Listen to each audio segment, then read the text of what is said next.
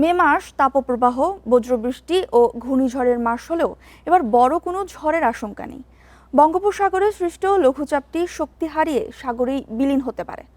আবহাওয়া অফিস বলছে, এপ্রিলে এবার স্বাভাবিকের চেয়ে ৭৫% বেশি বৃষ্টি হয়েছে, যার রেশ থাকছে মে মাস জুড়ে।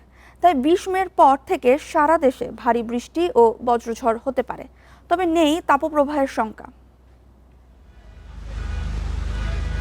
এপ্রিলে এবার বর্ষা নেমেছে। ৯ দিন মাঝারি থেকে অতি ভারী বৃষ্টি ঝরেছে। সবচেয়ে বেশি কিশোরগঞ্জের নিকলির হাওরে একদিনে বৃষ্টি হয় ১৬৬ মিলিমিটার।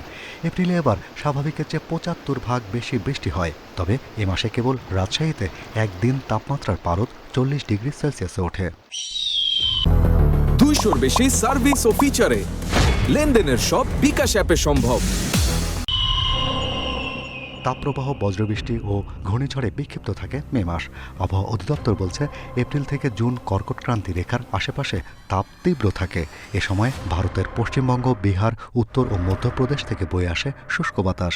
এর প্রবেশমুখে পড়ে চুয়াডাঙ্গা, ফরিদপুর, কুষ্টিয়া সহ দেশের উত্তর মধ্যাঞ্চল। তাই পারদ উঠে যায় ৪০ ডিগ্রির ওপরে। তবে এবছর চিত্রটা ভিন্ন। ২০ মের পর বজ্রঝড় ও ভারী বৃষ্টি হতে পারে দেশের নানা জায়গায়। পাহাড়ের সাথে জলীয়বাষ্পে সমৃদ্ধ বাতাসের সংঘর্ষের ফলে যে মেঘমালা তৈরি হয় এবং যে বৃষ্টিপাত হয় তাকে শৈলোৎক্ষেপ বৃষ্টি বলে। সেই সব বৃষ্টিপাতের ঘনঘটা কিন্তু বাংলাদেশে এইবার অনেক বেশি ছিল।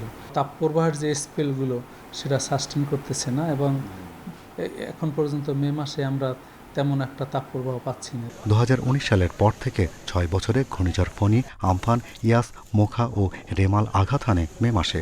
এবারও দক্ষিণ বঙ্গোপসাগরে একটি লঘুচাপ সৃষ্টি হয়েছে, তবে তা নিম্নচাপে পরিণত হওয়ার সম্ভাবনা খুবই কম। সুস্পষ্ট লঘুচাপ আকারে এখনো দক্ষিণ পশ্চিম বঙ্গোপসাগর ও তার পার্শ্ববর্তী এলাকা জুড়ে বিদ্যমান রয়েছে। এটি যে শক্তিমাত্রা অর্জন করবে তার কোনো লক্ষণ নেই। তবে এর প্রভাবে বাংলাদেশে জলীয়বাষ্পের আধিক্য বৃদ্ধি পাবে এবং বজ্র মেঘ তৈরির সম্ভাবনা বৃদ্ধি পাবে এবং এর প্রভাবে বাংলাদেশের বিভিন্ন অঞ্চলে বজ্র বৃষ্টি হওয়ার সম্ভাবনা রয়েছে। এ মাসে সিলেট, ময়মনসিংহ, রংপুরে ভারী বৃষ্টির সতর্কতা দিয়েছে আবহাওয়া অধিদপ্তর।